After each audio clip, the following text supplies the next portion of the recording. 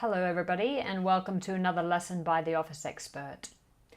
Today we're going to learn how to get a missing tool back onto the toolbox of Photoshop CC. So as you can see, we're missing the custom shape tool here. It's nowhere to be seen. So how to get that back is go up to Edit, Toolbar, and here are all of your tools that are displaying in the left pane. The ones on the right are not in use, and you can add them if you like to the other side, and they're in the same order as you see that's listed here in your toolbox. So if you want to add your shape tool, you just drag it over, and all of the other residual tools that you want to have access to as well.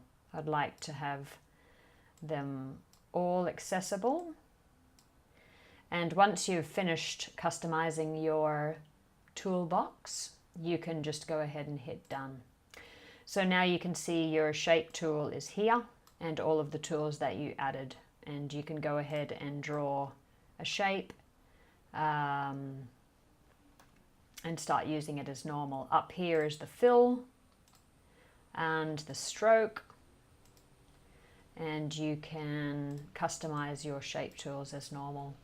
They appear in your layers panel as a shape, as a separate layer. That's it for today.